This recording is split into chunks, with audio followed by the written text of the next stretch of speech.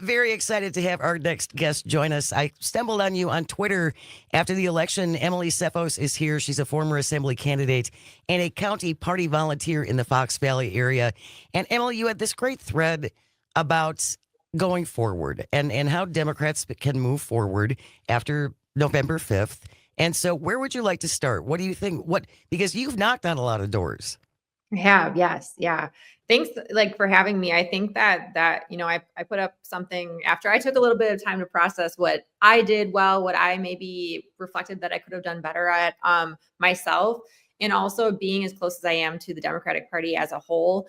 Really, I understand how that whole ecosystem works during an election cycle. And I also see just this untapped potential that exists. With neighbors that we've never talked to before, but also strategy that Dems, I think, can employ to further our cause so that we're not starting at square one every single cycle. We need to focus on the building. And that's really what that was all about and where I want to see the party going. Well, and I think there's been a lot of discussion, obviously, about Ben Wickler and what Ben Wickler has done since he kind of took things over here in Wisconsin, and now he's obviously throwing his hat in nationally. Yeah. But it does seem like we do a great ground game 3 months leading up to the election, and I'm not sure what's going on the rest of the time, right? Yeah, yeah. And the ground game is unmatched, and Ben has been incredible when it comes to fundraising and when it comes to, deploying all of us across the state. But I think there are some things during those electoral cycles that we can do a little bit better. I think that we count out too many people when it comes to, going a little bit further into the red, talking to our neighbors about issues and doing it in a way that resonates with them because it's local and it's right outside their front door. So I think that we need to acknowledge where we are as a nation when it comes to our politics, in that we are being told to mistrust one another. And so in order to start building, we need to see the value and the worth in hitting every single door we can within a certain target area. Certain parameters, yeah. Sure. Exactly. You're not going to go and but I've walked up to doors that had big Trump signs on it. And I said, it looks like you've got your mind made up at the top, but I'm here to talk about your most local representation. So you can still salvage tickets in those situations. And that's what I'm talking about, that building, where it's if I show up and I do a good job for you, and I hope to, then next time you'll extend that upward. And we have to be thinking long-term about what we can do, again, to make sure we're not starting at the same starting point every electoral cycle. And then in the interim, I think that a priority needs to be given to our county parties. We're the people that are we live, work, and play here. Yep. And so we know our communities well. We know what issues people are talking about. We know who's struggling and who's not. We're going to the supper clubs and churches and Friday night football games. Help us to empower our local people to have that drumbeat continue throughout the whole cycle. And so we can, again, be building that trust and relationship, and we'll see results in subsequent elections.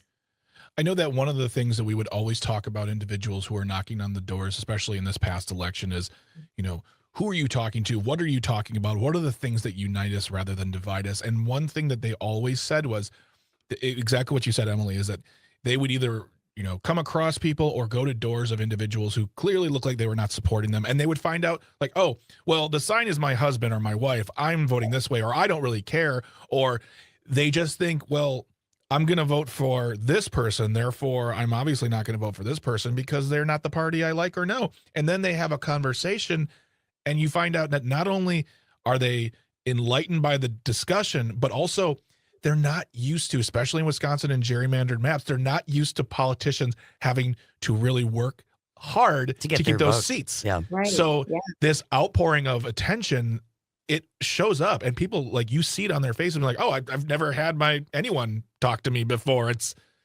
okay. Here's what's going on in my life, and that leaves a lasting mark.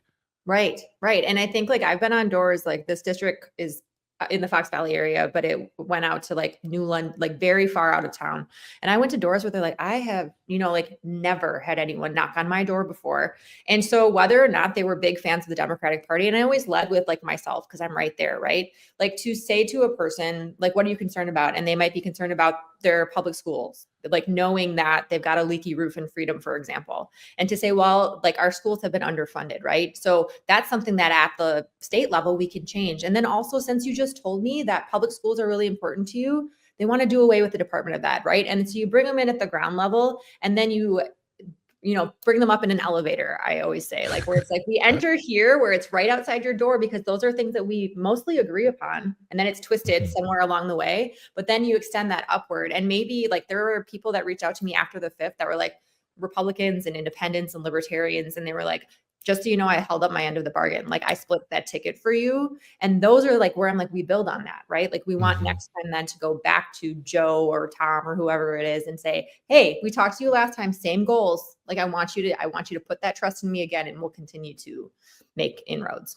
Well, and I do think that certainly this election cycle, where we saw the Democrats take some seats that had been held for a long time by Republicans. Now that we have fairer maps, they may have gone ahead, as you said, Emily, and voted for Trump at the top of the ticket. But obviously, those conversations made a difference in some areas of Wisconsin. So you had mentioned that you would like to see the county parties be given a little more. Is it autonomy, or is it just funding, or what steps would you like to see to happen? I think like the autonomy piece is huge. I think extending a little bit of trust to us at the grassroots level to say, we know our communities best. Here's what everybody's talking about.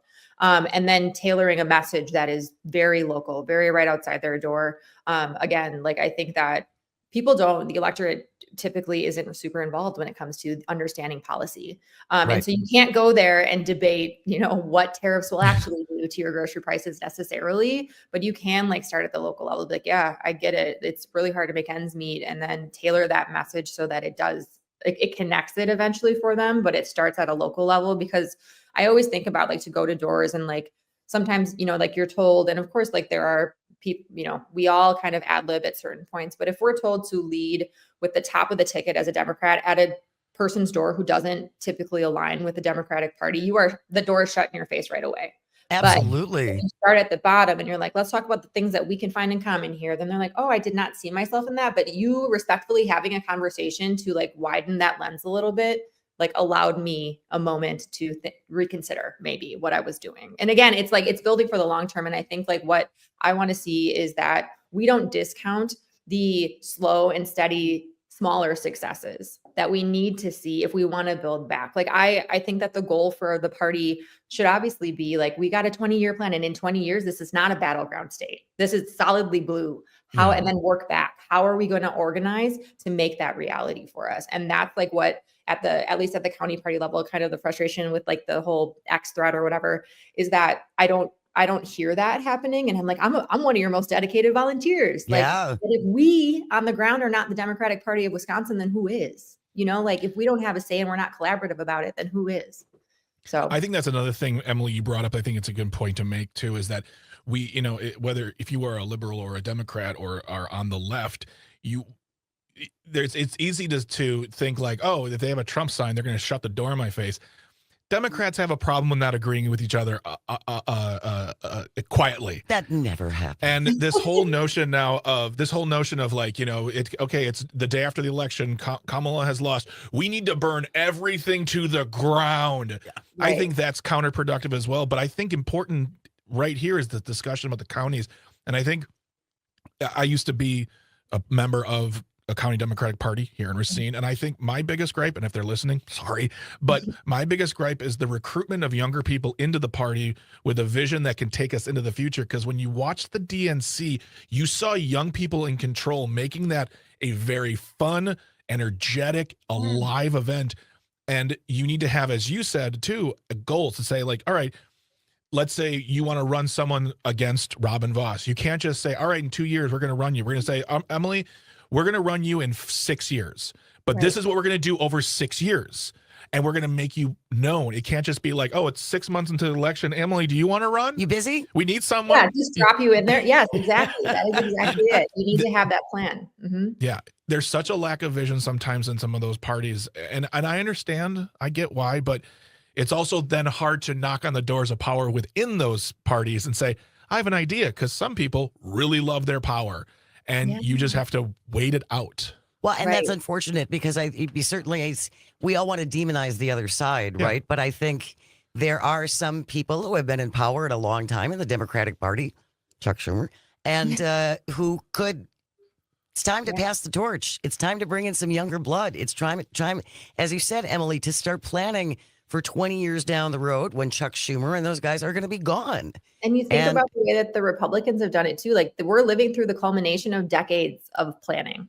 Like this is Yes. not something that is Yes. just like, oh, it just happened. No, this Yeah. is something that they had that vision and we're behind on it. To my knowledge, like I don't feel connected to it. So what we're doing like locally, because the wheels of big machines turn slowly, is that Very. locally we're like, what can we do? But it is like to, you know, Greg, your point that like I have organizing background. So I'm like, okay, like if this doesn't exist in the system level, like Mhm. I will help to build it and it might not be perfect, but we're going to work toward it. But like Yeah. there are people that are good people that are like, well, I'm just used to like the door knocking and I'm used to the electoral like 3 months before stuff. And they need to be like trained up. And that's why I just want to see like the party as a whole acknowledging that or like actual organizing and building in the in-between is what we need to be doing right now. Yeah. You know, so it brings Yep. more people in and it makes those Yep. inroads so somebody can run and beat Robin Voss eventually someday. That'd be nice.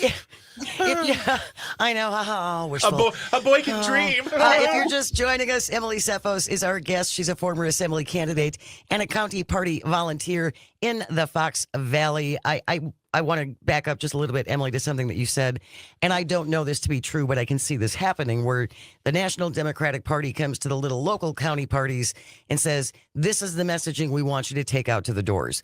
That's a huge mistake. As you Mhm. said, it's, you know, what's going on the ground with your neighbors at your schools and your churches and the bars and whatever. Yeah. And you can't be expected to all go out with the same messaging. It's not going to work. No, we're not like little drones and it's just like the same messaging to the same people over and over, which is like another, you know, reflection of mine where I'm like, why are we discrediting and discounting these, you know, these rural areas or these more suburban areas and going to the same doors like 3 or 4 times with like the same message again and again and again? Are we really, is that really the most effective use of our people? You know, I think it's interesting because we have people, especially farmers on here talking about how all policy affects them, but specifically how the upcoming Trump policies will affect them as they did in 2016. But you have one side that cannot say boo about their leadership. And you have another side that's like, well, maybe we should bring in a little more nuanced discussion about our differences when really, when it comes down to it, the people at the bar, one guy may have voted for Kamala, one woman may have voted for Trump, but they have existing qualities that are alike and they can talk it out. Yep. And we don't give them enough credit to do so. yeah, exactly. And if we don't show up, then there is only, you know, like then it is as it's always been. And Right. so why? Right. You know, Well, then like, you're why just are we doing that? you're just ceding the territory, as I think you said in your Yeah. thread Yeah, on Twitter. truly. we're- And you can't discount them. So No, we're going to continue our conversation with Emily Tseffos. If you would like to join us, 855-752-4842. Leave a comment on the live stream on Facebook, YouTube, and the platform that Putz de Leon continues to actively ruin. We will be back in just a moment. You are listening to Matt Nair on air. This is the Civic Media Radio Network. Stay close. Good morning. Welcome back to Matt Nair on air. Jane Matt Nair, Greg Bach, and the Calvinator on the board, coming to you from our studio here at Radio Park in Racine. You can always join us, call or text at 855-752-4842. Leave a comment on the live stream if you're watching on Facebook, YouTube, and the platform that used to be Twitter. We have news coming up at 11 o'clock. After that, we're going to talk about a number of TV stations in western Wisconsin just fired a whole bunch of their on-air and news departments in truly one of the most classless acts I have seen in broadcasting, and I've been in this business a long time and seen a lot of classless things. I was going to make This an is old a joke. this is a whole new low, I would say. Shaking your fist at the Shaking wind. my fist at the wind. Yes, that's after 11 o'clock. Emily Tseffos is here right now, former assembly candidate and a county party volunteer, and kind of did a nice little postmortem after the election on November 5th. And you knocked on many, many doors, Emily, over the last few months. I'm sure you put on quite a few miles. What about the problem of disinformation? yeah. Because we all, obviously, we get our news from many, many different sources.